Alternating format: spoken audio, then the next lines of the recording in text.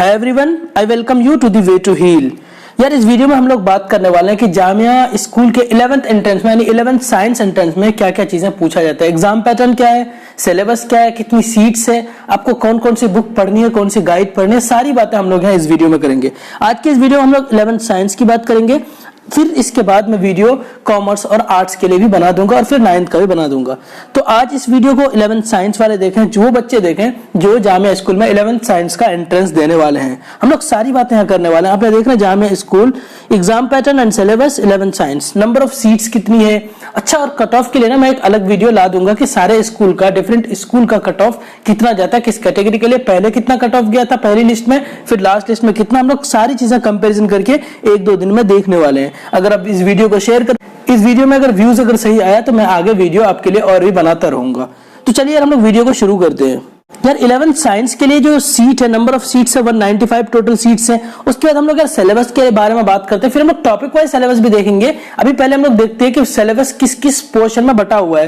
यार सिलेबस अगर हम लोग देखा ना तो ये 4 पोर्शन में बेसिकली बटा हुआ है। यार इंग्लिश के लिए आपको 25 क्वेश्चन आते हैं जो कि 25 मार्क्स के होते हैं, यानी कि 1 मार्क्स के होते हैं। उसके बाद हम लोग जीके की बात करें, जीके 10 मार्क्स के होते हैं। कहां से चीजें पढ़ेंगे मैं अभी आपको ये भी बताने वाला हूँ, बुक्स बताने वाला हूँ, सारी चीजें हम लोग बात करेंगे। बस आप वीडियो में लास्ट तक बने रहे। उसके बाद हम लोग फिजिक्स की बात करें तो 15 मार्क्स का पूछा जाता है, केमिस्ट्री 15 मार्क्स का पूछा जाता है। और यहाँ पे यार बायोलॉजी छूट गया, बायो भी 15 मार्क्स का होगा। मैंने मैथमेटिक्स को 2 बार कर दिया, बायोलॉजी भी 15 मार्क्स का होगा। ठीक है, मैंने मैथमेटिक्स को 2 बार कर दिया, यानी कि फिजिक्स, केमिस्ट्री, बायोलॉजी तीनों 15 मार्क्स के हो गए। 45 मार्क्स के, यानी कि साइंस 45 मार्क्स के हो गए। और फिर मैथमेटिक्स आपको 20 मार्क्स के पूछे जाएंगे। मैं चीजें एक बार आपको और रिवाइज कर देता हूँ। इंग्लिश जो है आपको 25 मार्क्स के पूछे जाएंगे, जीके 10 मार्क्स के पूछे जाएंगे। उसके बाद साइंस में जो आता है, यहाँ पे यार मैथ्स को काट करके आप बायो कर दो। साइंस में जो आता है आपका फिजिक्स, केमिस्ट्री, बायो, ये तीनों मिला करके 45 मार्क्स के होंगे, यानी कि 15 मार्क्स ईच। 15 मार्क्स का फिजिक्स, 15 मार्क्स का केमिस्ट्री, उसके बाद 15 मार्क्स के लिए बायोलॉजी आपको पूछे जाएंगे। उसके बाद मैथमेटिक्स की बात करें तो ये आपके 20 मार्क्स के हैं। अब हम लोग यार देखते हैं कि सिलेबस को हम लोग टॉपिक वाइज देखते हैं, किस टॉपिक में, किस सब्जेक्ट में क्या क्या चीजें पूछा जाएगा। ये हम लोगों को देखना बहुत जरूरी है यार। इंग्लिश का सिलेबस अगर देखें हम लोग, इंग्लिश का सिलेबस यार सेम होता है, साइंस के लिए 2, आप आर्ट्स के लिए, कॉमर्स के लिए। बट मैं कॉमर्स और आर्ट्स के लिए जब वीडियो बनाऊंगा तो वहां भी दिखा दूंगा। इंग्लिश के लिए यार आपका सिलेबस जो है ये काइंड ऑफ सेंटेंसेस है, जिसमें कि असर्टिव है, imperative, interrogative, exclamatory and optative sentences है। उसके बाद यार अगर हम लोग सेकंड नंबर में बात करें तो tenses, all tenses, formation and usages, यानी कि सारे टेंस, उसके फॉर्मेशन और उसका यूज आपको अच्छे से पढ़ लेना है। मैं बार बार बता रहा हूं, आपको अच्छे से पढ़ना है इन सारी चीजों को, इन सारे सिलेबस को टॉपिक वाइज आपको एक एक करके पढ़ना है, कुछ भी छोड़ना नहीं है। उसके बाद यार नरेशन की बात करें, नरेशन में फिर असर्टिव का है, इंपेरेटिव का है, इंट्रोगेटिव, सिंपल सेंटेंसेस ओनली। आपको असर्टिव, इंपेरेटिव और इंट्रोगेटिव का सिंपल सेंटेंसेस पढ़ने हैं, नरेशन ज्यादा डेप्थ में नहीं जाना है आपको।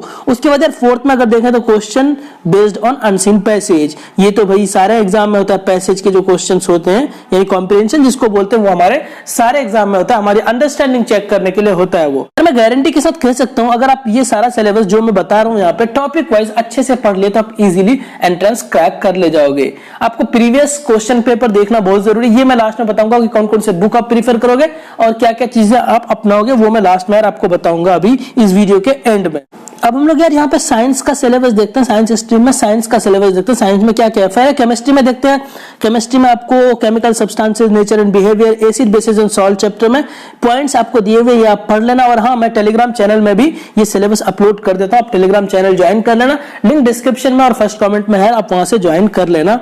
और उसके बाद केमिकल रिएक्शंस है यार, उसमें भी सारे टॉपिक्स दिए हैं, आप देख लेना। Chemical equation, balance chemical equation, implication of the balanced chemical equation, type of chemical reactions, combination, decomposition, ये सारी चीजें हैं, आप एक एक करके यार इन चीजों को पढ़ लेना। आगे हम लोग केमिस्ट्री में बात करते हैं तो मेटल्स और नॉन मेटल्स आपको पढ़ने हैं, इसके टॉपिक्स भी दिए हुए हैं। कार्बन एंड कंपाउंड पढ़ने हैं यार, इसके भी सारे टॉपिक आपको दिए हुए हैं।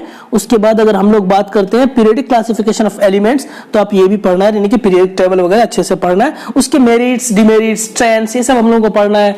ठीक है, अब हम लोग यार बायो के सिलेबस की बात करें तो बायो यानी कि वर्ल्ड ऑफ लिविंग में लाइफ प्रोसेस पढ़ना है आपको। Control and coordination in animal and plants दोनों में पढ़ना है। रिप्रोडक्शन आपको अच्छे से पढ़ना है, हेरिडिटी एंड इवोल्यूशन पढ़ना है। ये सारे टॉपिक्स यार आपको अच्छे से पढ़ना है। कौन सी बुक प्रीफर करनी है ये मैं अभी लास्ट में बताऊंगा, आपको मैं बता चुका हूँ। अब हम लोग अगर फिजिक्स का सिलेबस देखते हैं, फिजिक्स में इफेक्ट ऑफ करंट, इसमें सब कुछ बता दिया, electric current, potential difference, electric current, Ohm's law, resistance, resistivity, factors on which resistance of a conductor depends, ये सारी चीजें आपको पढ़ना है। उसके बाद मैग्नेटिक इफेक्ट ऑफ करंट, इसमें मैग्नेटिक फील्ड पढ़ना है, फील्ड लाइंस पढ़ना है, field lines due to current carrying wire, उसके बाद सर्कुलर में कैसे होता है, स्ट्रेट वायर में कैसे होता है, मैग्नेटिक फील्ड लाइंस, वो सारी चीजें आपको पढ़ना है। यानी बेसिकली पूरे चैप्टर को आपको अच्छे से पढ़ना है। फिजिक्स में आगे सिलेबस की बात करते हैं तो नेचुरल फेनोमेना आपको पढ़ना है, reflection of light, curve surfaces, image formation of spherical mirror, centre of curvature, ये सारी चीजें आपको यानी कि लाइट चैप्टर आपको अच्छे से यहाँ पे पढ़ना है। उसके बाद रिफ्रैक्शन यानी laws of refraction, refractive index, ये सब अच्छे से आपको पढ़ना है। यानी कि रिफ्रैक्शन, रिफ्लेक्शन आपको पता होगा, दोनों में फर्क है, दोनों अलग चीजें हैं।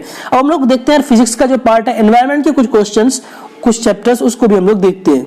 यार आपको पता है आजकल ना एनवायरमेंट से अलग से भी सारे एग्जाम में क्वेश्चन पूछे जा रहे हैं, तो ये चैप्टर आपके लिए बहुत इंपॉर्टेंट हो जाता है, क्योंकि यार एनवायरमेंट के लिए हम लोग बहुत ज्यादा कंसर्न हो रहे हैं, पोल्यूशन बढ़ रहा है, तो एनवायरमेंट के क्वेश्चन सारे एग्जाम में बहुत पूछे जा रहे हैं, भर के पूछे जा रहे हैं, और इन फ्यूचर अब ये बढ़ता ही जाएगा। चाहे आप रेलवे का ले लो, बैंकिंग सेक्टर का ले लो, कोई भी कॉम्पिटिटिव एग्जाम ले लो, एसएससी का ले लो, तो एनवायरमेंट के क्वेश्चन ये लोग पूछते हैं। कंजर्वेशन ऑफ नेचुरल रिसोर्सेज आपका चैप्टर है, उसको अच्छे से पढ़ना है। रीजनल एनवायरमेंट पढ़ना है, इसमें यानी कि dams, big dams, advantages and limitations, alternative, rain water harvesting, sustainability of natural resources, ये सारी चीजें हम लोगों को करना है। उसके बाद हम लोगों के पास आवर एनवायरमेंट करके एक चैप्टर है, आर एनवायरमेंट में भी हमें चीजें पढ़ना है।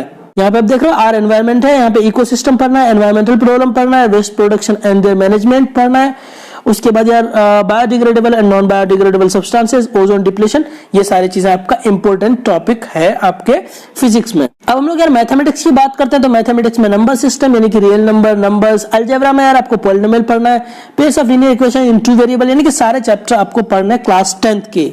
उसके बाद हम लोग बात करें quadratic equation, standard form of quadratic equation, arithmetic progression यानी जिसको एपी बोलते हैं। उसके बाद ट्रिग्नोमेट्री में आपको इंट्रोडक्शन टू ट्रिग्नोमेट्री पढ़ना है, ट्रिग्नोमेट्रिक आइडेंटिटीज अच्छे से पढ़ना है। उसके बाद हाइट एंड डिस्टेंस पढ़ना है, यानी कि सम एप्लीकेशंस ऑफ ट्रिग्नोमेट्री वाला जो चैप्टर है उसको पढ़ना है।